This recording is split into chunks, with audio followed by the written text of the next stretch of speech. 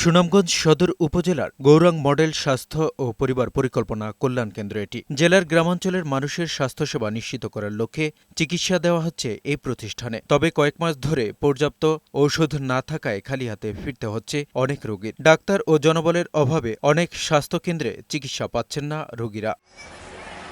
এই কেন্দ্রে ৫ জন স্বাস্থ্যকর্মী থাকার কথা থাকলেও আছেন মাত্র ২ জন। এখানে প্রতি মাসে ৮ থেকে ১০টি স্বাভাবিক প্রসব হয়ে থাকলেও গত ২ মাসে হচ্ছে মাত্র একটি। স্থানীয়রা বলছেন, পর্যাপ্ত চিকিৎসক ও ঔষধের সরবরাহ না থাকায় স্বাভাবিক প্রসব হচ্ছে না। এতে ঝুঁকিতে পড়ছে প্রসূতি ও নবজাতকের জীবন। আমরা তো সম্ভবত ৩ মাস ধরে বালা ওষুধ পাই না থাকার কারণে তো আমরা পারিবারিক অনেক সমস্যা হইতেছে, বাচ্চা কাচ্চা বা নিজেরও।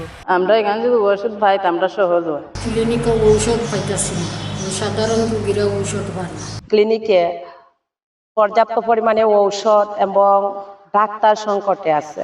জনবল ও ঔষধের জন্য সংশ্লিষ্ট দপ্তরে চাহিদাপত্র পাঠানো হয়েছে বলে জানালেন এই উপজেলা পরিবার পরিকল্পনা কর্মকর্তা। আমাদের ২০ থেকে ২০ জনের মতো লোক দরকার, কিন্তু এখানে লোক আছে মাত্র ৮ জন।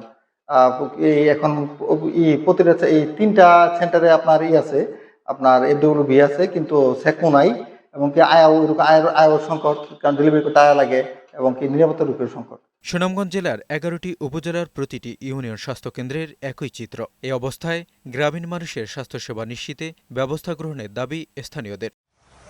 এমজে জুয়েল, বৈশাখী সংবাদ।